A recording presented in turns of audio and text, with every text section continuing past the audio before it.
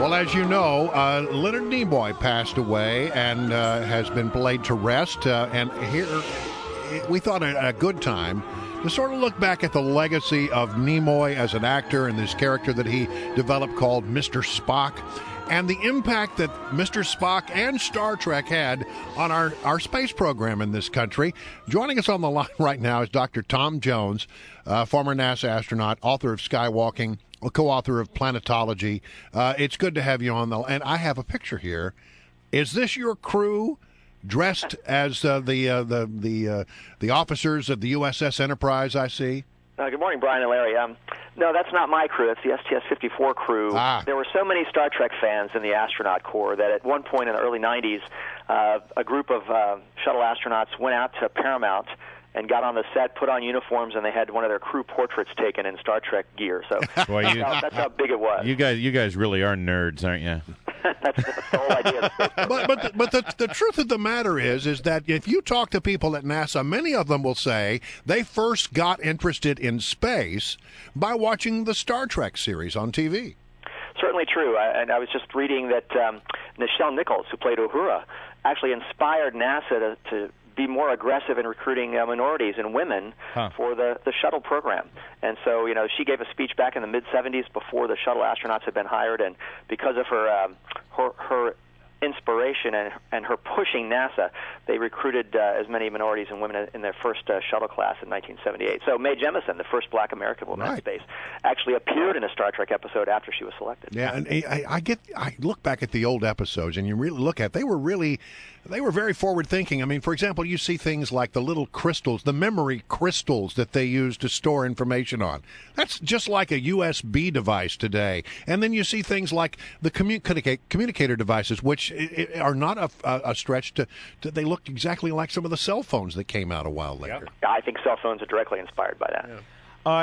And actually, I've been lucky enough to meet a couple of these actors, and they take great pride not just in what you just listed out in terms of the groundbreaking diversity that really was inspired, groundbreaking diversity in NASA that was inspired by Star Trek, but also about the cultural relevance of the show. I mean, do you guys, you astronauts, I jokingly said you guys were nerds, but is this a common theme amongst people who end up getting into the space program, that you all sort of trade stories about when you first started watching and got interested in Star Trek? I think it's hard to overstate the influence that Star Trek had on people of my generation. I was a Boy Scout who used to sprint home from my scout meetings on Friday nights so I could catch the 9 o'clock start of each Star Trek episode in 1966. And, you just wanted to be part of that future for humanity in space. And, NASA is not, of course, by any means out there in the 23rd century yet, but we wanted to get started on that process of making humanity a spacefaring species. So NASA was the place to go if you were that kind of a visionary. And I'm not a visionary, but I was inspired to become part of that fabric of space as part of humanity's future. So if I went to my astronaut class, I know at least two of us had been watching all the reruns of Star Trek back in the 70s, and there were wake-up calls from NASA's mission control to us in orbit that used Star Trek themes. It was just permeating the entire space agency. Yeah. You talk about running home to watch the reruns or the original show. Back in the day when Star Trek was actually on, you fell into one of two camps when you were in school. You either were a big Star Trek fan, and of course the magical character was Mr. Spock and his ears and his impeccable logic, or you were a fan of the show Lost in Space. So be honest with me now, which one were you? Oh, Star Trek. I hated Lost in Space because of the terrible Dr. Smith. I couldn't stand the guy. So Star Trek was much more of an optimistic vision for space flight in the future. And, everybody I talked to in the astronaut corps was a fan of Star Trek. We just wanted to make that part of the reality for America's future. We wanted to be part of bringing the future into the present. I think that's the theme that struck us. No, I'm personally more of a next generation guy. I mean, I've watched the originals, but I was more sort of into the next generation.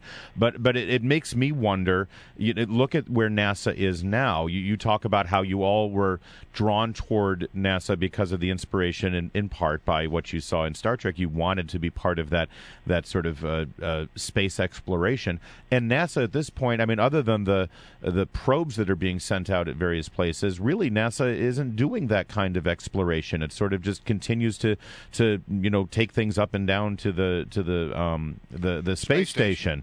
Do you think that NASA needs to get more of that adventurous spirit that Kirk had, or sort of the diplomatic spirit that Picard had? Do we need to boldly go once again?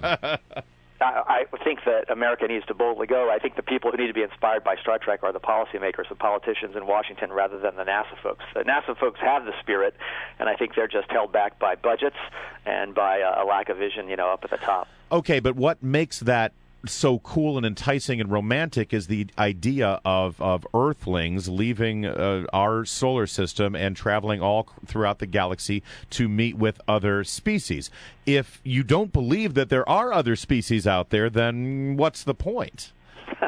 Well, Nimoy is a good example. Mr. Spock, he's a guy he's a half alien, half human, and that kind of inspiration that we'd be working together with other species in Starfleet and have a Starfleet Academy where everybody got trained up to have the same goals and objectives and had the same kind of academic backgrounds to push humanity outwards or push intelligent beings out there in the Federation of Planets, right? All of that, I think, is part of what's still within NASA's vision, but just the technology of science fiction can't be matched by reality today. But what we can do is a lot more than we're doing. As you say, we're stuck in low Earth orbit for the last 40 years. It's time to get people back into deep space, and I wish that we'd have a more expansive view of humans' role in space exploration. Robots are great, and they can go places where humans can't go, but it's time to get humans into deep space again, and that's what the current space budget from the White House is lacking, I think. Don't you think it's probably going to only take place when, once again, we are challenged in the world for space superiority by maybe the Chinese, by maybe the Russians once again? I like to think we're smarter than that we don't have to have a competition to set big goals for ourselves. And so the moon is just a few days away. That's certainly within reach. And the asteroids, even beyond the moon, are close enough that we can reach them within 10 years. And I think that's one thing we should be pushing for are deep space systems that can reach out to the asteroids. You add a lander, you can get down to the moon.